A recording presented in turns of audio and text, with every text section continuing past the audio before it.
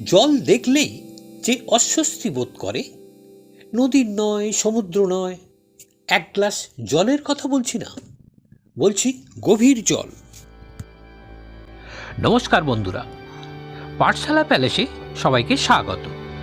আজকের গল্প অকারণ ভয় কেন হয়।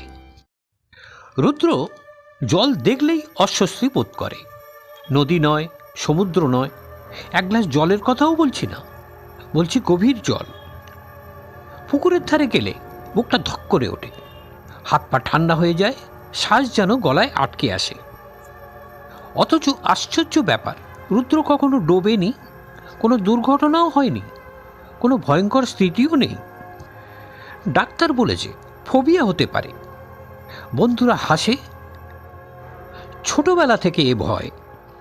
কিন্তু রুদ্র জানে এই ভয়টা সাধারণ নয়, এই ভয়টা অকারণ ভয়।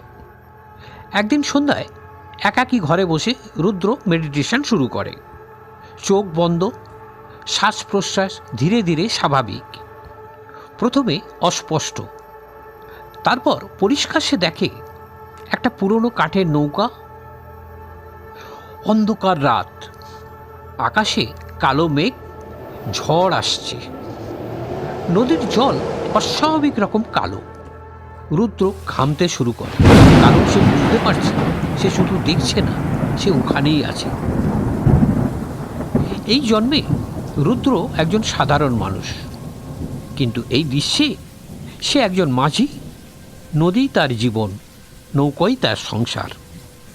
সেই রাতে নৌকায় কয়েকজন যাত্রী, চুপচাপ, চোখে অদ্ভুত আলো। হঠাৎ ঝড় শুরু হয়, বিদ্যুৎ চপ হয়, ঠিক তখনই ছুরি বেরোয়, ডাকাত! তারা যাত্রী নয়, ওরা ছিল শিকারী। রুদ্র প্রতিবাদ করে, তোমরা লুট করতে পারবে না।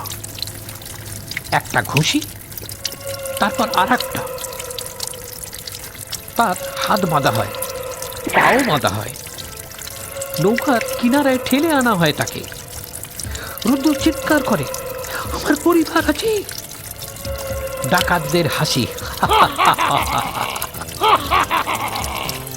তারপর একটা ধাক্কা, ঠান্ডা নদীর জল, প্রথমে বুক, তারপর গলা, তারপর মুখ। হাত পা বাঁধা, লড়ার সুযোগ নেই, জল ঢুকে যায় ফুসফুসে। চোখের সামনে ঝাপসা আলো। শেষ মুহূর্তে রুদ্র ভাবে, যদি আবার জন্মাই, জল থেকে দূরে থাকবো, অনেক দূর। তারপর সব অন্ধকার, মেডিটেশন ভেঙে যায়। রুদ্র হঠাৎ শ্বাস নেয় জোরে, ভয়ে, তার চোখে জল। এই জন্মে সে মাঝি নয়, নৌকা চেনে না, ডাকাত চেনে না, কিন্তু ভয়টা চেনে, কারণ মস্তিষ্ক ভুলে যায়, আত্মা ভোলে না।